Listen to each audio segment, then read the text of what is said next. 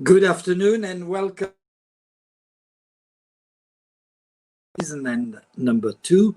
So, when we speak about CIES, it's the Centre International d'Études du Sport, International Center of Sports Studies. We hope you enjoy the webinars. And if you like to know more, don't forget to subscribe to the webinars. Well, today we have a webinar on the topic which is about transfers. Are we going to see a new players and transfers, new market? We have 3 guests today, and I would like to start with James Kitching, who is the Director of Football Regulatory at FIFA, and he's an alumni of the FIFA Master 2012 edition. Hi, James, and nice to see you again. Hello, Pierre. I'm good. How are you? How is the situation in Zurich? It's I'd say the eye of the storm. So we're expecting some more announcements today and tomorrow. So wait and see. Okay, let's hope everything goes well. Second person on our floor on our panel is Stephanie Figger, Executive Director of the Figger Group, and she's a CIES FGV course in Brazil, and she is live from São Paulo. Hello, Stephanie. How are you? Hello, Pierre. Thank you very much for the invitation for me to be here and share with everybody the Brazilian transfer market a little bit. Thank you very much. And how is the situation in São Paulo? Everything is controlled in a good way, but the contamination is still happening here as well in the soccer. But we're doing everything we can to keep this in a controlled way. Perfect. And our third guest is Raffaele Poli, who is currently at CIES. And Raffaele is the founder and director of the Football Observatory from CIES. So we had Raffaele already in the webinar. So Raffaele, I see you in your office at CIES. How is the situation in Neuchâtel? Fine. It's sunny now, so it was raining the last day, so good night. So it's a pleasure for us to have you all three here, and we will start with a very simple question. Last 6 months ago, we had a first webinar about the same topic, about transfer. Where are we? And one of the discussion was about job. Business as usual. So what does it mean, business as usual, now in this complicated situation? Who wants to start? Stephanie, please tell us, for an agency, what does it mean working in this complicated period? Wow, Pierre, everything has changed a lot here for us, because we used to go to the matches to speak with the players, go to the clubs, negotiate contracts. And now it's everything online. We can't go to meetings or fly to other cities here in Brazil, because everything is very controlled and closed. But I can't complain, because I have done some transfers here during the COVID pandemic, and everything online. It was a challenge, but we made it. So I am happy to share with you this situation due to the moment we are living. James, well, in your situation, seeing it from above at FIFA in the legal department, how is the situation? Is it business as usual? It's a nice way to put it, seeing from above. I'll use that in the future. I would say it is business as usual, but with some obviously changes. From a governance perspective, everything has gone online. So the Congress, obviously, those who follow football politics would have seen, is online. All of our core meetings of the council and our committees are online. All of the decisions of our judicial bodies, and in my team, certainly of the bodies that decide disputes, they're all online as well. So there has been a bit of a change from a process perspective, but it's still more or less business as usual, just with the added work of a global pandemic and how to react to that. More or less added, instead of a summer holiday, that was our summer holiday. So I would say that, but more or less we've been able to, I think, achieve the vast majority of the goals that we have set out at the start of the year, and you know, now we're readjusting to football returning in most of the countries around the world.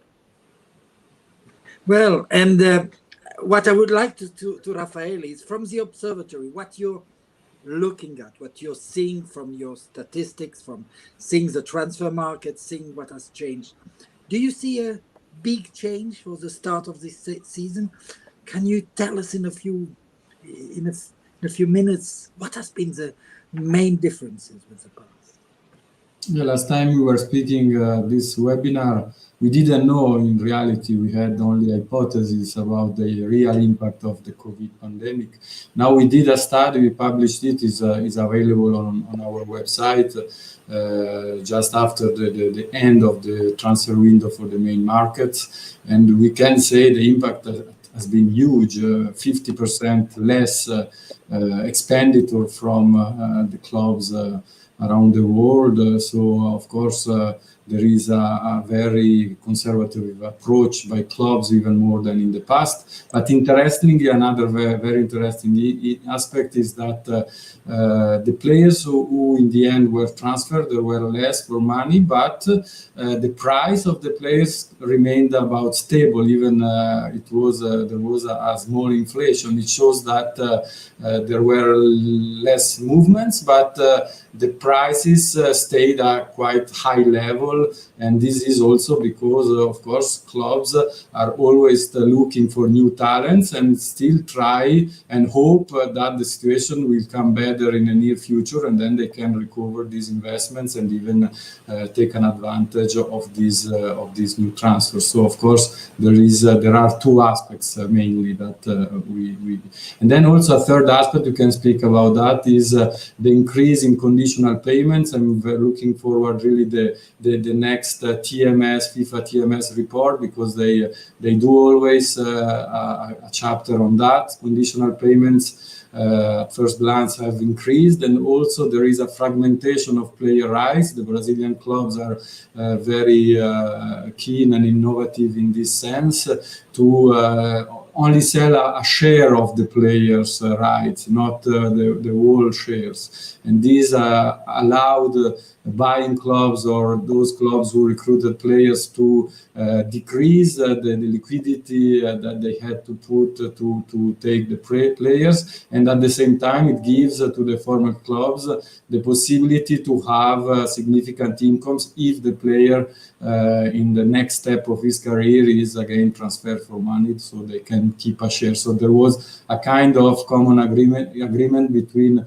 recruiting club and those who release the players to not buy or sell. Even I know, Pierre, you don't like these terms when you speak about He's right. He's right. Contracts of players.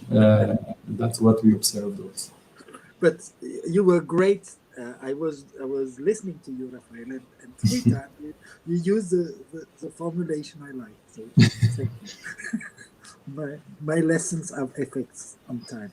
Stephanie, you were talking earlier exactly about this issue. Can you tell us a little bit about this question of payment difficulties on the Brazilian market?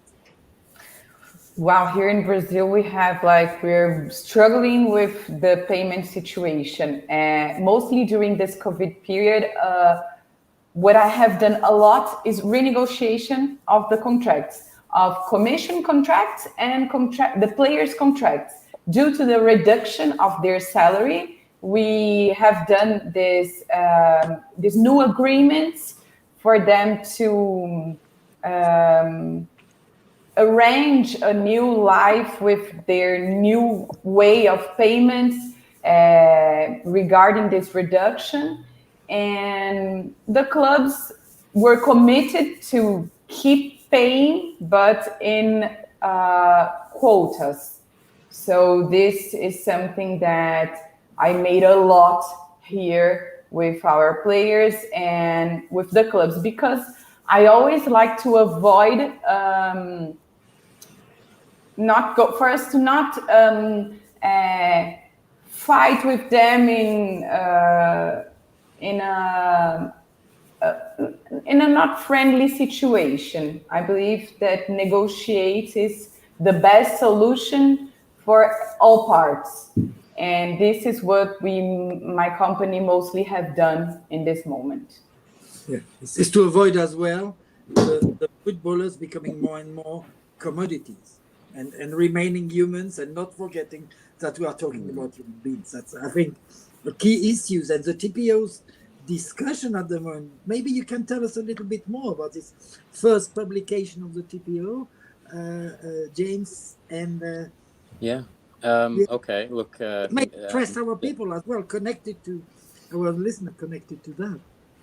Okay. Okay. So, firstly, interesting comments from fellow panelists. That's great. And maybe later on I'll have some responses for you from an official perspective.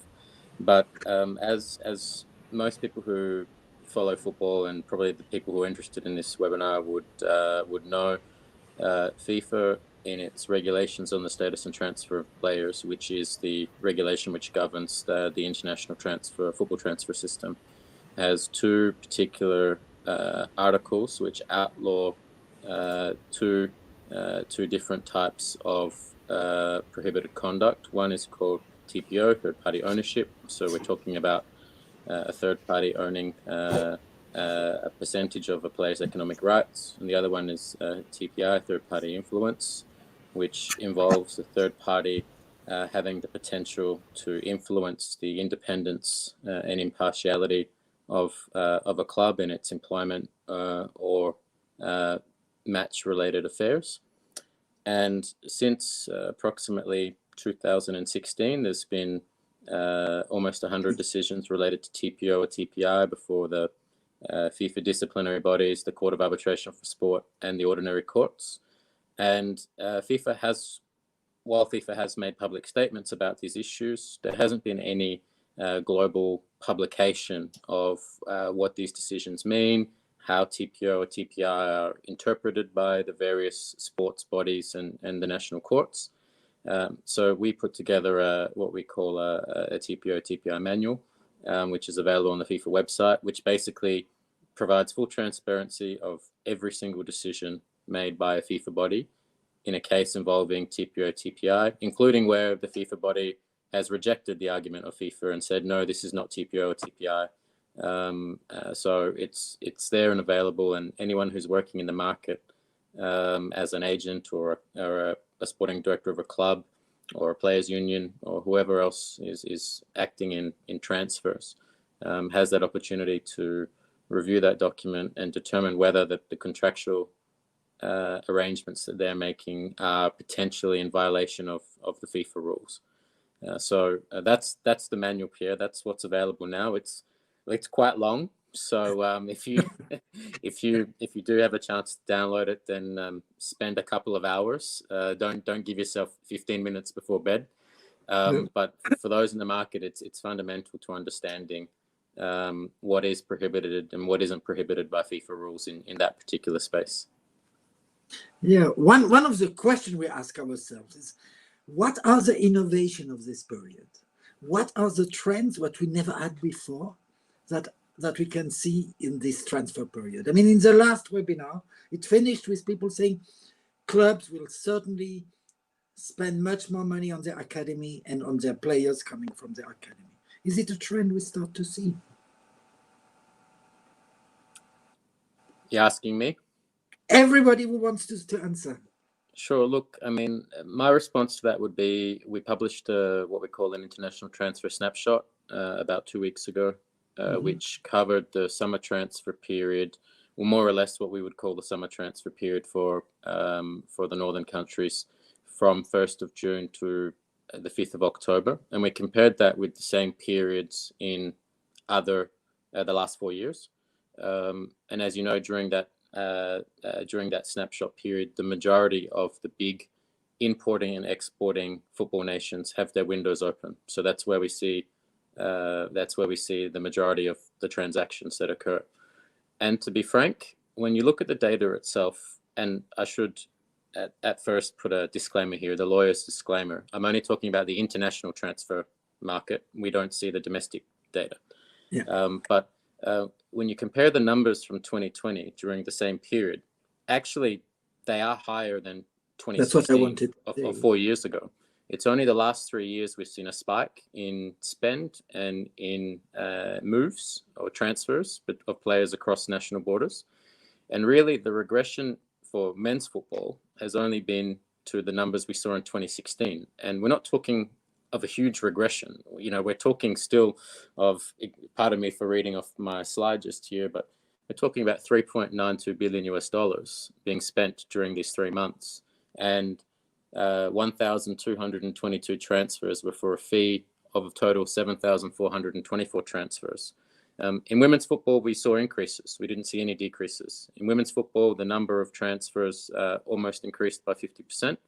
And the amount spent, although obviously much smaller than in men's football, also significantly increased than past years, which is a growing trend since we've been able to capture the data on women's football. Each year, as there's more professionalism, there's more transfers and more money. But you know, one of the things we were maybe discussing beforehand, and what we've learned at FIFA from our social partners, particularly FIFA Pro, is what we may be seeing is what Stephanie just described, which is players agreeing to reduced employment contracts as opposed to there being a significant reduction in the transfer fees that are being spent. We don't have that data, so I can't speak to that, but the anecdotal evidence that we receive and the information that we have often shared with us by our social partners does provide that. And we're also seeing a significant number of disputes now, much higher than normal before our player status bodies with respect to COVID-19. We've had 2 special meetings thus far of COVID-19 contractual breaches. We've got another 1 or 2 scheduled for the next month as well, because now we're going through the cycle where those issues are getting to a point where people can't wait anymore, or negotiations are failing. So one of the interesting trends, just to summarize again, the numbers don't seem that much different from 4 years ago, and it might just be a temporary blip, but we'll have to see how the market moves on. I don't have the data, but potentially we see that reduction's actually what Stephanie was describing in the employment agreements. That would be, if someone was able to get that data, that would be an interesting examination there. For me to complement James, I'll tell here in Brazil what Pierre had talked about a couple of minutes ago. Santos Football Club has been using a lot the academy, the young players. And 2 days ago, a player of 15 years old has debuted in the professional team of Santos. And this is very historic for us. They compare with Pelé, the situation. And so what I want, the point here, the new trend of Brazil is using much more now the young players due to the financial conditions. So since we can't hire important players or pay important salaries or transfer budgets, we are using much more the young players. That is something that the Brazilian market must continue doing. And as well as what Raffaele has told, the Brazilian market is selling not 100% of the players and keeping a small amount of their economic rights when the player has the potential to go to other markets after, and then the club receive this other money to keep investing in the youth categories. Well, João will be very happy about what you said as a Santos supporter. Well, you know, using the young players is clearly one of the key issues. Raffaele, tell us a bit what the trends show regarding the use of players from the academies. Do you see any change? Micro. It comes a bit too early, this webinar, to say, because of the postponement at the end of the transfer window, our annual census, we are doing it. We will finish the census at at the end of this week. So we will publish within 10 days a bit about the figures. So from that perspective, I think we can see that traditionally those leagues who are a bit stepping stone leagues go on and even probably more, but not sure 100%, to be double checked with our report in 10 days. They have this tendency to give a chance to young players, perhaps even younger than in the past, as Stephanie said, because of course they have a potential on the market and they are still hoping then to do a profit through the launching and development of these players. Then apart from that, other interesting aspects are you can see even big clubs who have a lot of very good young players, but they don't have always the possibility to fill them because they have already more established players in the first team squad, starting 11 players. We have seen, especially in Spain, but in other countries too, the release of players for free, but keeping the rights up to 50% of rights of the players for a future transfer. And this is something that developed already a few years ago, but last transfer window was very clear. The same with loans. There is a record number of players on loan in the big 5 European leagues, at least up to 1/4 or even 30% of new players for big 5 league clubs are on loan. So especially loaned by the biggest clubs in Europe because they have a very large roster and they must loan the players to develop them and keep their value at a good level. And the third aspect, with precise cases like the Luis Suarez case, can imagine Suarez, of course, is not a young player, but is still very good player. And he was released for almost for free, but with a lot of more than 10 million conditional payment. So this is also something new. Normally, the conditional payment, the add-on, the bonus is about 20% on average, according to TMS. I think it was about 15%. In that case, you can have a small fixed fee, and almost all the potential fee is under conditional conditions. Also, Dani Parejo went from Valencia to Villarreal, even for free, with some million in case of good performances of the club, etc. This is a way for the clubs to if the player does well, if the clubs does good results, in that case they will pay. If not, they will simply pay the salary. So these are also innovations, and I think they will increase in the future. Well, the situation is very interesting because we may, out of what you have shown, we may see the role of the various actors change.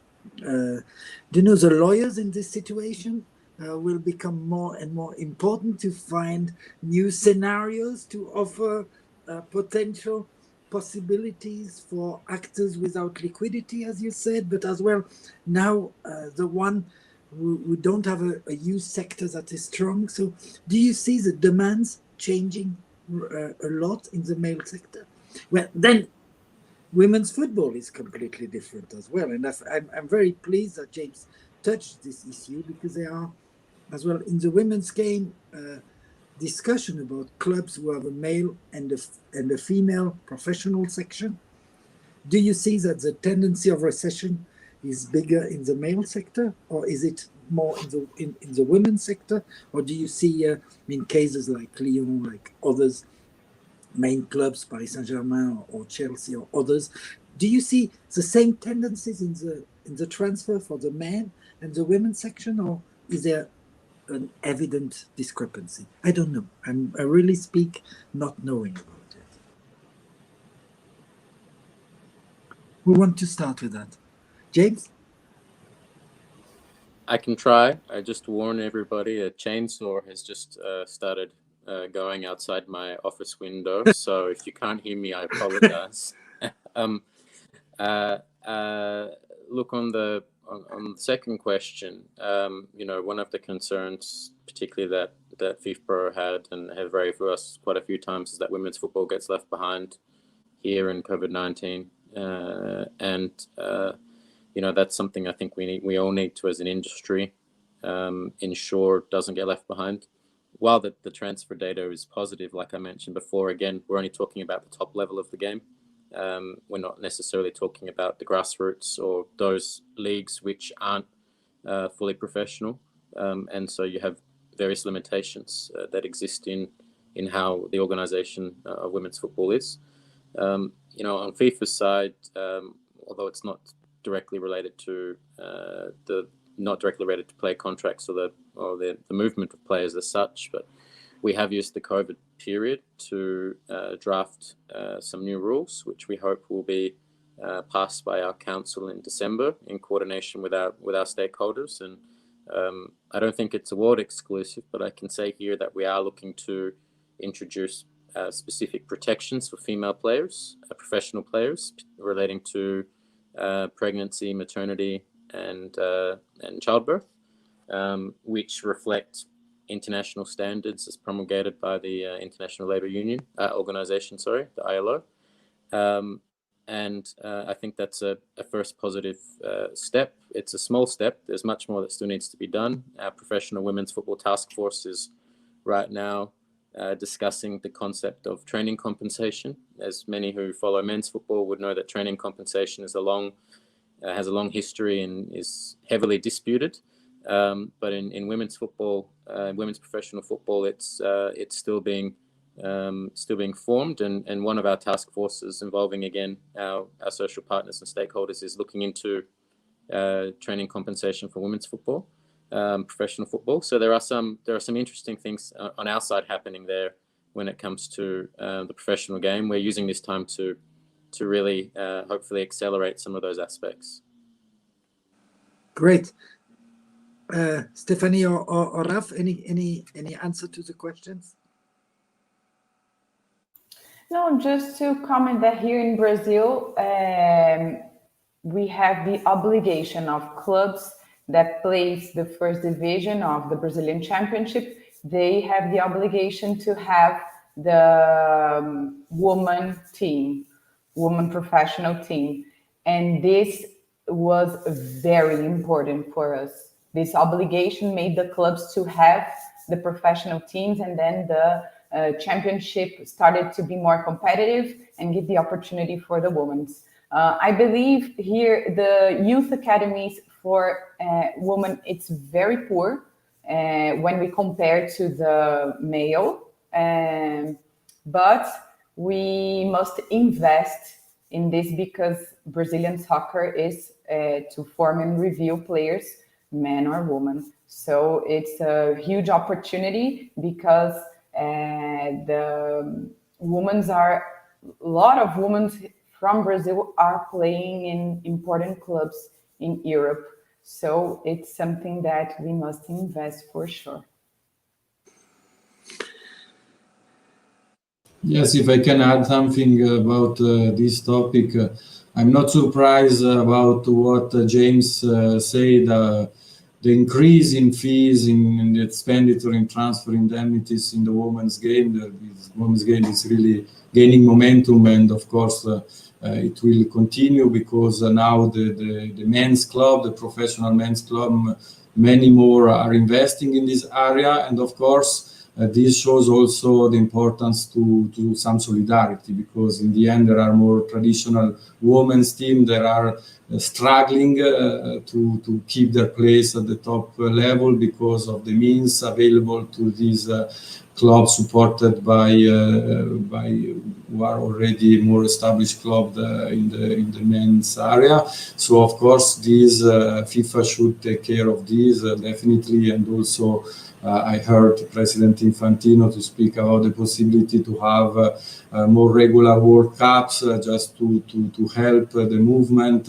I'm not sure it's a good idea, but I'm sure something must be made to preserve, to first deliver a good quality in the training, as Stephanie said, is absolutely crucial to increase the level and the development of women's football. And as secondly, because it will be done, I think the signs are there, to share this new money in a more not even way at all. Of course, we know all that how the market works, but at least to preserve some solidarity, which is also very important, even more so now that the game is developing both sportingly and economically. Yeah, and one of the elements in Italy that has been, I'm living here, and I saw in Italy recently that has been discussed, is the distance between the common sense logic and the logic of the football clubs. See, in a period of crisis, how does the football industry justify is this living in a bubble and forgetting the situation of the nation? And it was in the debate in the Italian press was quite interesting, and was far beyond the normal debates which are just a bar discussion. It went about, on the long term and to the national effort and international efforts to fight for the pandemics. I would like to see, because you see it directly, do you have the impression that the internal community of football understood that there was a risk of discrepancy between what happens in the industry with the various industry people and what happened outside football? I know it's a complicated one in this form of transfers reality in this moment, but look, it's a good question, Pierre, and sometimes football needs to remember that it's part of the global world as well, and not just in a bubble. I think our president has always said that health comes first, and for the first 6 months or so of this pandemic, that's exactly what's happened.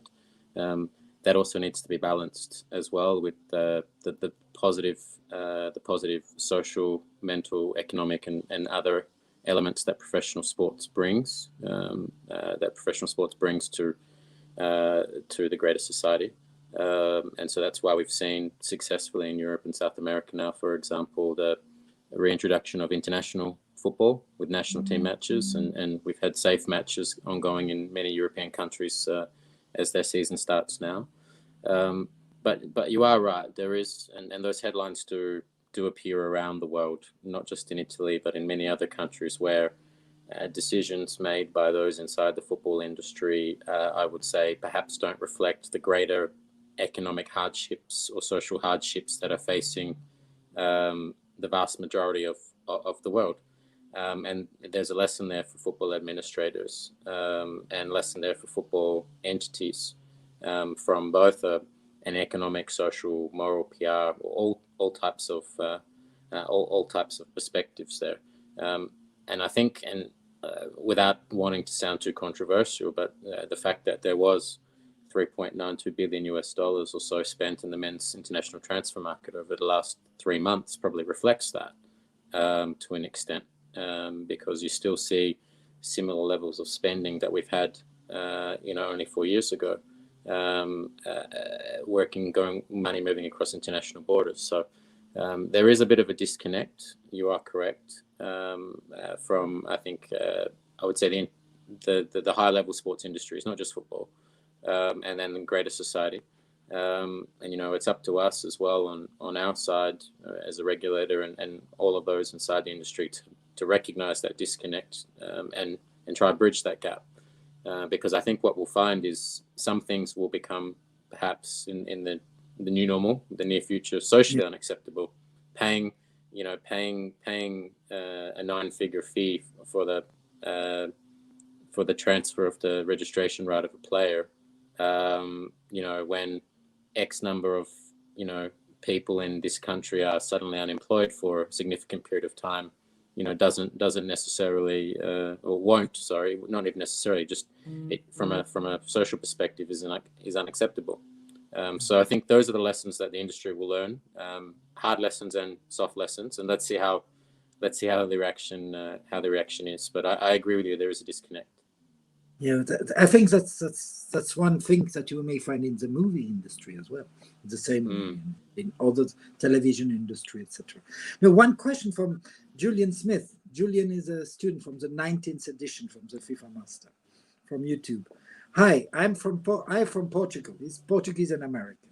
Curious to hear perspectives about last year's emergency transfer of Martin Braithwaite to FC Barcelona. What are the governance and player club rights implications to all involved?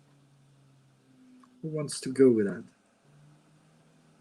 I'm happy to go last because I've gone first the last few times. Perfect. So, Stephanie, do you know about the transfer of Braithwaite? No, I am not able to talk about this matter. Sorry. Yeah, Raf. Yeah.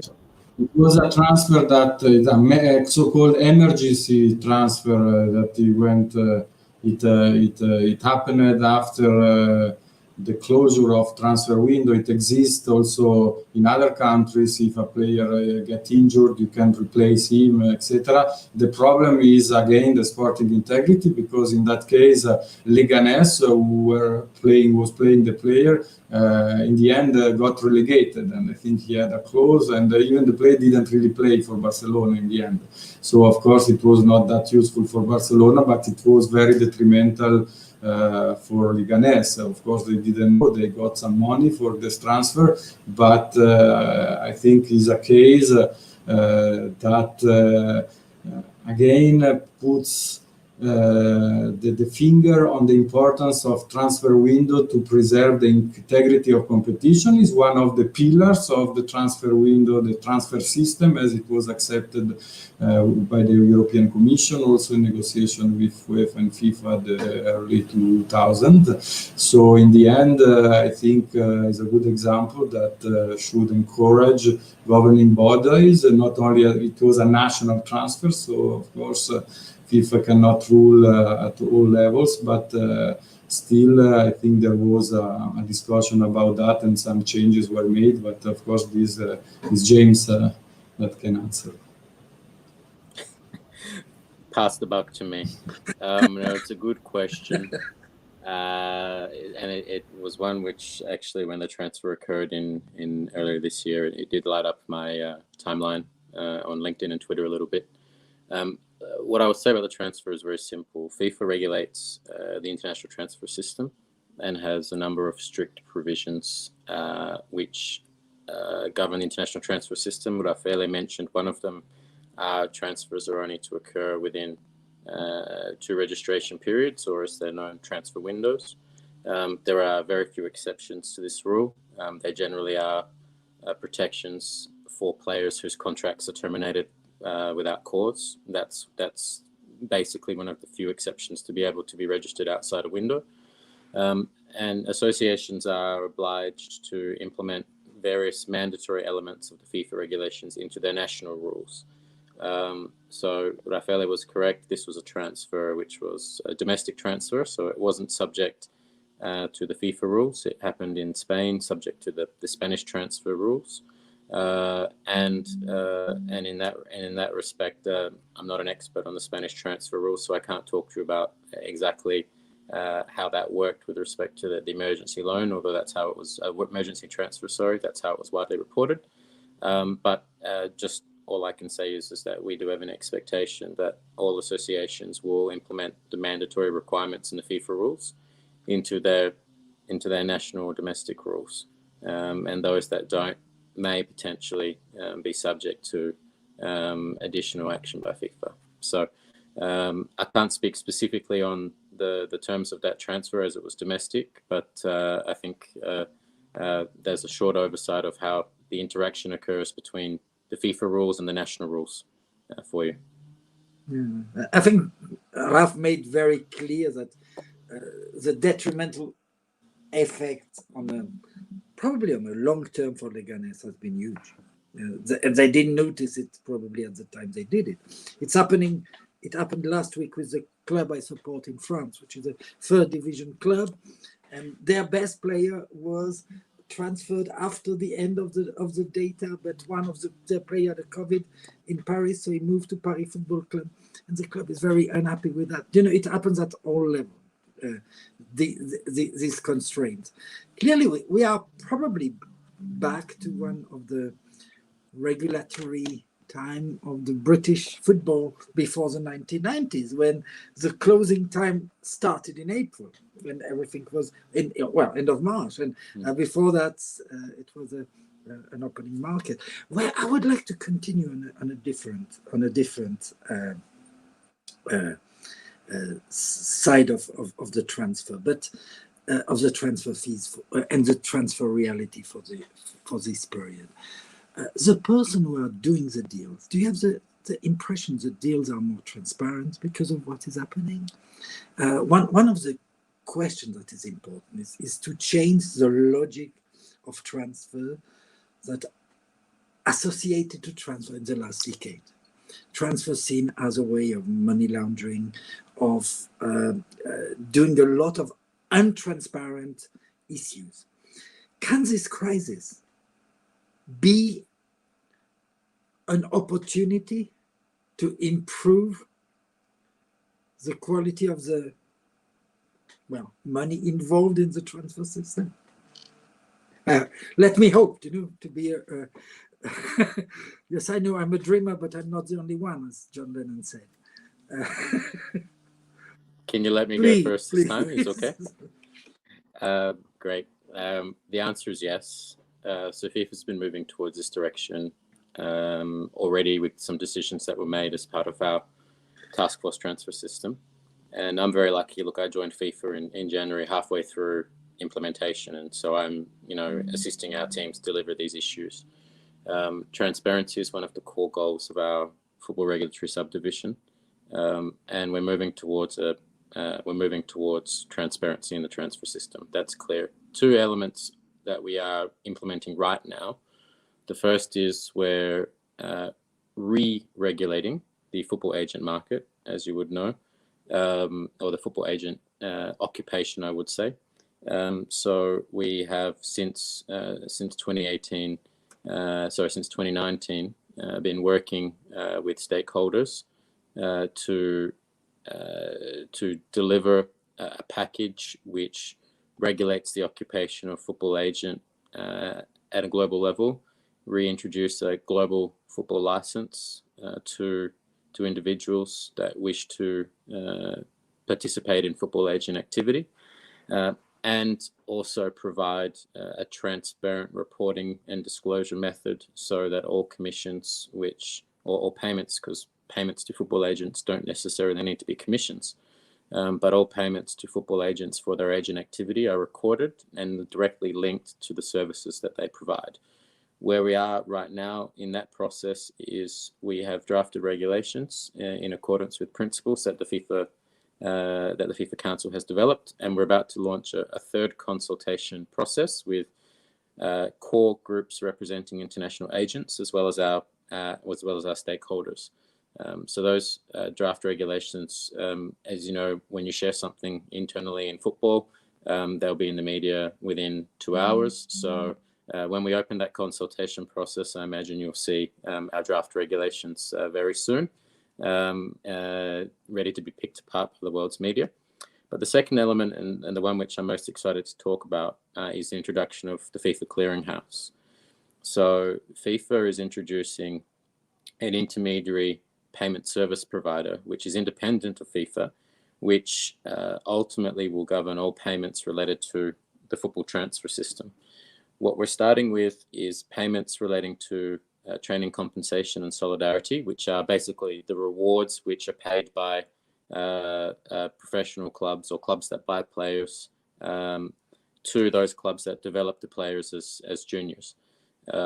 And what we've had in the past 15 years is a system where those junior clubs were meant to be aware of what was owed to them and put their hand out to the big professional clubs and the bigger clubs that are spending this money and ask for that money.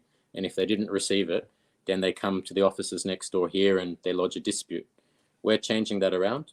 We are now making that process automatic to directly link the professional game and the grassroots game. We're doing that through an independent payment service provider. Now, one of the indirect impacts of the clearinghouse is that it's going to be licensed pursuant to, and I think it's public, I don't mind sharing it, pursuant to Dutch law, because it's going to be domiciled in the Netherlands. And it's going to be receiving a license from the Dutch Central Bank, which is a PSD2 license issued to all similar providers across the European Union. What that means is the clearinghouse is going to be subject to the normal regulatory rules which relate to the international transfer of money, anti-money laundering rules, counter-terrorism financing rules, anti-bribery and corruption rules, etc., etc. So you can probably see where I'm going with this, but any at the moment it would just be clubs or associations, because we're talking about paying training rewards, but any party that uses the clearinghouse to pay a sum of money or receive a sum of money has to be compliant with these rules. So in that respect, there's going to be an increased focus on good club governance. So things like who is the ultimate beneficial owner of a club? What is the source of the club's funding or the owner's funding? Is that owner a politically exposed person? Are there reputational or money laundering or terrorism financing risks associated with that transaction? So the clearinghouse itself, although it's not the ultimate solution, but it will be a big solution in making your dreams come true, Pierre, and hopefully tidying up many of the issues that we believe are associated with the football transfer market. I mean, I've got a report on my desk which I read often from 2009, which talks about money laundering in football transfers, and I haven't seen an updated one. And maybe I'll commission that company to go and produce an updated one for us. But you know, some of the stories there are quite extraordinary. So we have a moral obligation and a statutory obligation as FIFA to ensure that the football transfer system, which we govern, which we set the rules for, is acting in a way which doesn't violate international, national, financial transaction laws. And if that has an indirect effect of both cleaning up issues of club governance and also those criminal elements that might be involved in international transfers, then there's nothing wrong with that. It's great. So those are the two elements we're introducing now. There are more in the future. Watch this space. I'll give you all the exclusives now, but there are things to come. Yeah, but let's just hope that the crisis makes it accelerated. From the side of the agents, do you see that as well? I do, but not because of the COVID pandemic. Before, much years before, everything is very organized and regulated. The clubs, the way they have to pay. And CBF here in Brazil is doing a very similar job of what FIFA is regulating. So all the contracts we must sign with the club, that it's interligated to the government here of Brazil. So the tributation part. So everything is very technologic and very organized. So I haven't seen more these kind of payments in not a legal and correct way. And for you to operate this market in a correct way, it's basic for you to operate. There's no other possibility. Good. It's very nice to hear that. I mean, as an external agent, does the Observatory notice that's kind of the transfer involving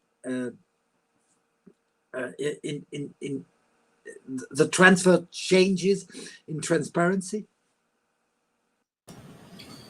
Of course, there are some clubs who are listed that publish the full details, and you can see from this publication that the contracts are really sophisticated. Sometimes you have to read, even if it's 10 lines, you have to read it twice to understand all what is at stake, the bonus, as I say, the conditional payments, also the schedule of payments. Sometimes it starts only one year later with loan with obligatory, but is it really obligatory 100% or under certain conditions, etc., etc.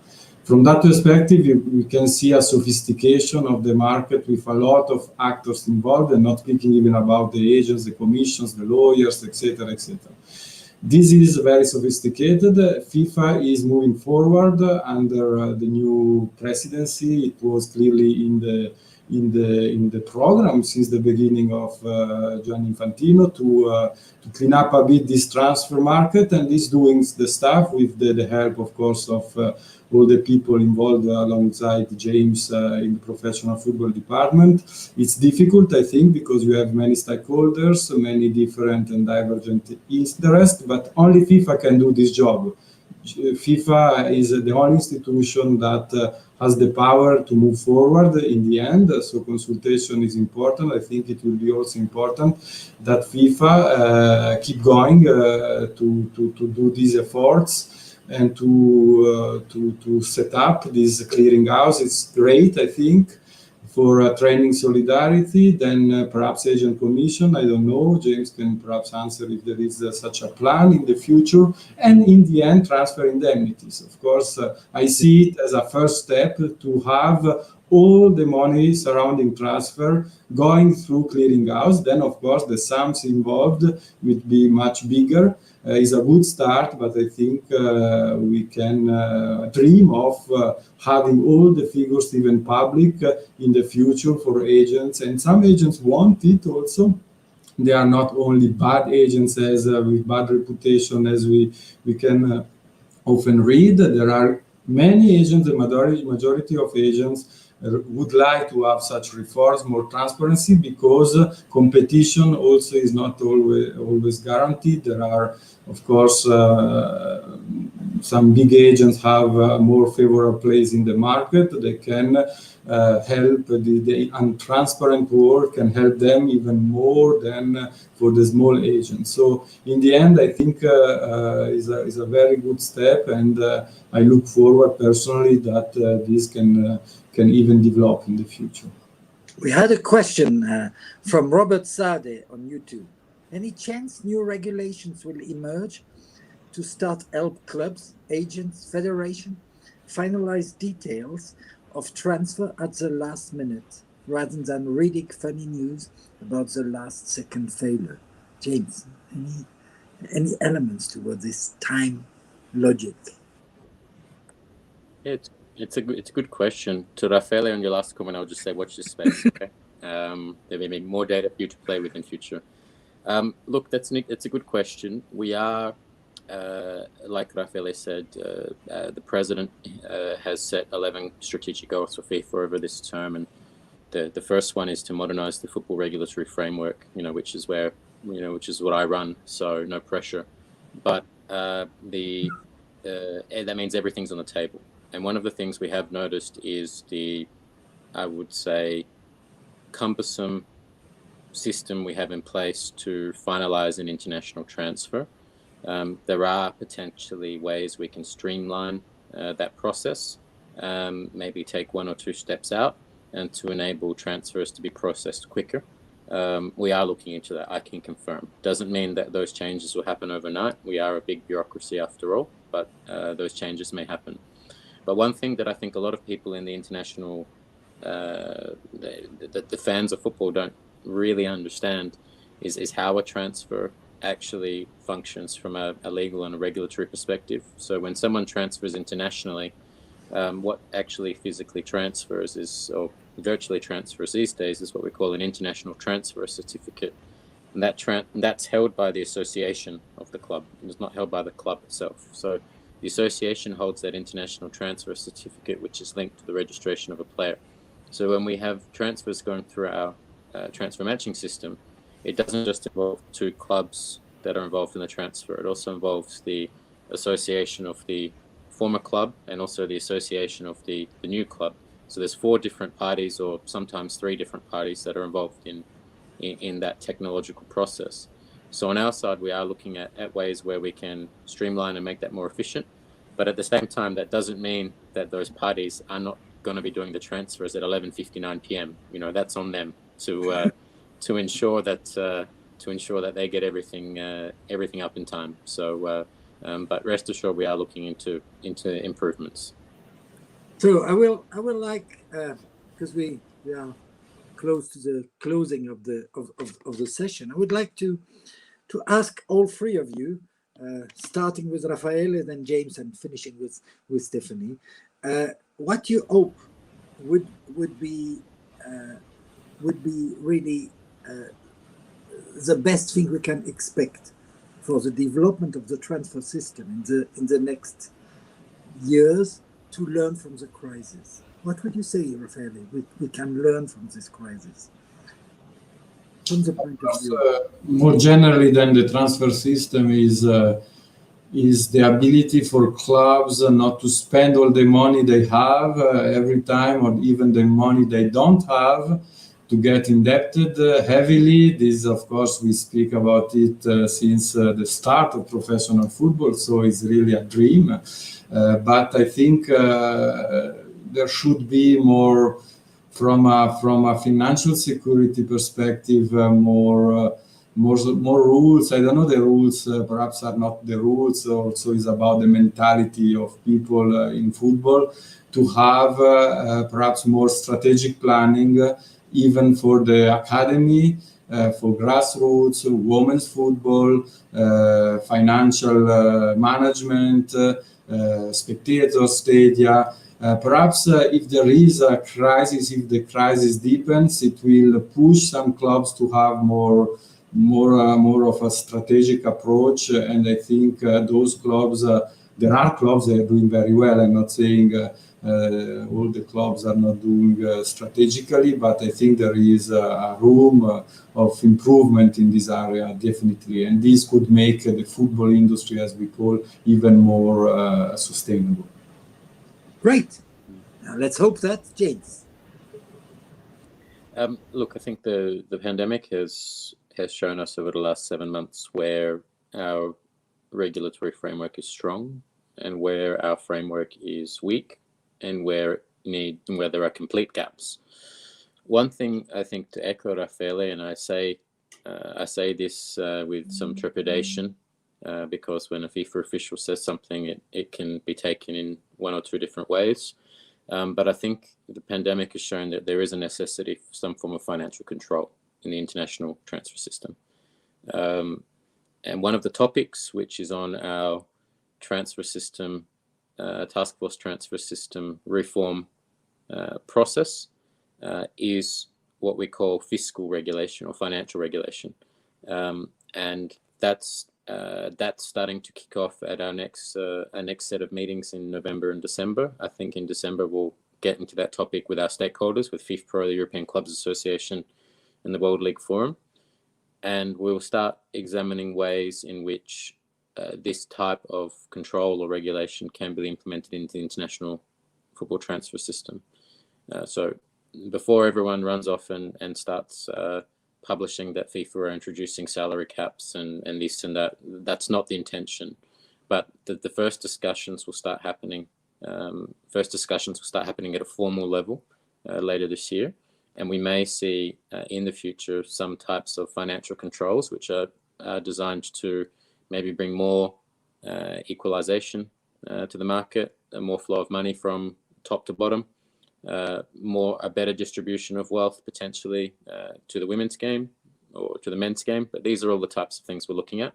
And that goes hand in hand with what I was mentioning before about better club governance and better governance of the financial transactions in the market. So I think financial control is something which we can anticipate. That's my prediction, that in the next 5 years, we'll be looking at we'll be looking at and debating that instead of TPO. You're debating that in your webinars. So I'll leave it there. Okay, Stephanie, I give you the floor.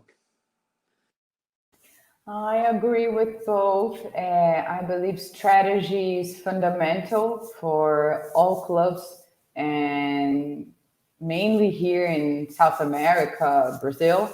And as James said, the financial security as well. And I believe that here for South America, balance between passion and the financial situation, because we are very passionate about soccer, about football, and we want to hire players and we want to sell players, and we have lots of players, contracts, yeah. And we must keep the balance. I believe this is fundamental for us to have strategy and to have more a better governance and a better control of football here in South America. Well, we had more questions, and I'm sorry for people like Loris Tereta, who had a question about the FFP as a way to develop loans. We may discuss in one of our future webinars. I enjoyed personally this talk, and you three, what you presented. I thank you so much, and it was a real pleasure to have you on board today to understand a bit more, to know the impact of the crisis, and as I said, maybe the good elements. Well, we will continue our webinars in November, in 3 weeks' time now, and I don't forget, if you like to hear, if you had no time to hear all this webinar, you can always watch it on YouTube later. And it was a pleasure, and don't forget, subscribe. It was a pleasure, and see you soon all. Bye. Thank you. Bye. Bye.